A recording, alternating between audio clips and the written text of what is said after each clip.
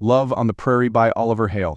The sun hung low in the sky, casting golden light across the Kansas prairie as Abigail Hart guided her horse along the winding trail. The dusty road led to the town of Clearwater, a burgeoning settlement promising new opportunities for a fresh start. Abigail, a schoolteacher from New York, had left behind the structured life of the East Coast to escape the painful memories of a broken engagement. Here in the wide-open plains, she hoped to find purpose and maybe, if fate allowed, a reason to smile again. Clearwater bustled with activity as she rode into town. Men in worn leather hats tipped their brims in greeting, and children darted between wagons, their laughter ringing in the crisp evening air.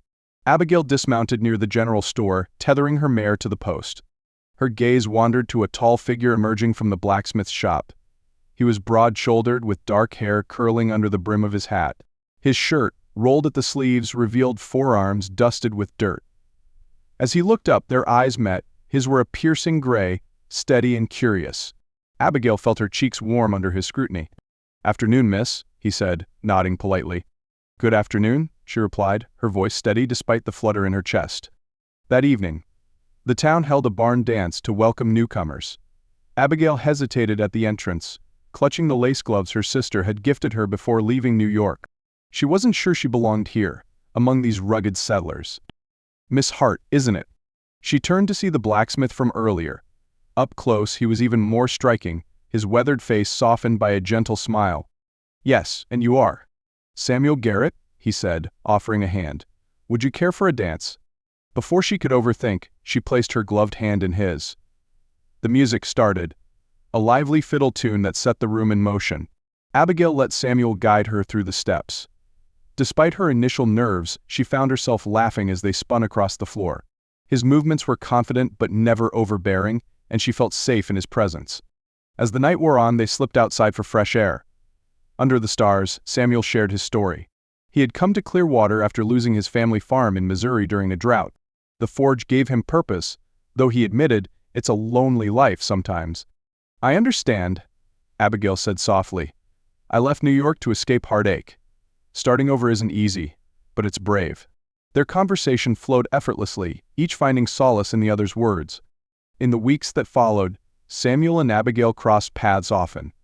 She had taken up the position of schoolteacher, and her days were filled with lessons and laughter from her students. Samuel, always attentive, would leave small gifts outside the schoolhouse, a bouquet of wildflowers, a hand-carved wooden bird. One afternoon, Abigail found him repairing the schoolhouse steps. "Samuel, you don't have to do all this," she said, though her heart swelled at his kindness. "I want to," he replied simply, glancing up from his work. "This town needs people like you, Miss Hart. And so do I." The words hung between them, heavier than she'd expected. Abigail smiled, her pulse quickening.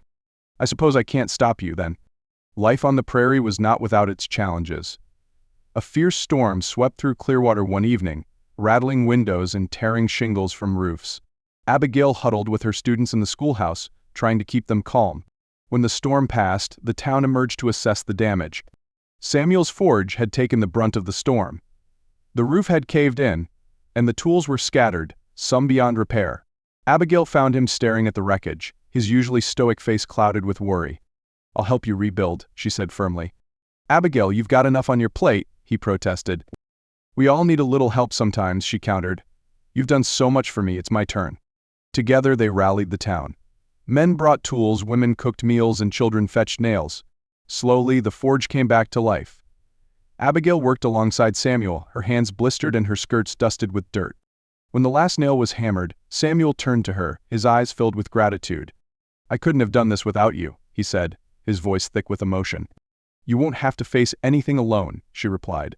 As the seasons changed, so did their relationship. Samuel began courting Abigail in earnest, taking her on buggy rides through the fields and picnics by the river. He carved her a locket with a prairie flower etched into the silver, a token of his affection.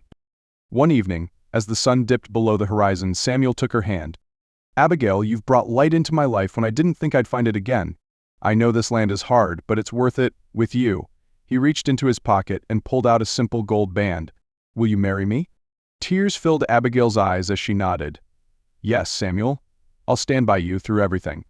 Their wedding was a modest affair, held under the open sky with the townsfolk gathered to celebrate.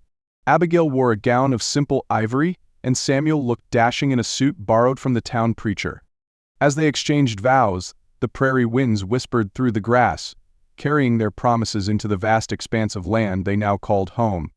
Abigail and Samuel faced hardships, but they also found joy in the small victories, the first crops from their shared garden, the laughter of their children years later, and the quiet evenings on the porch, watching the sun set over the plains.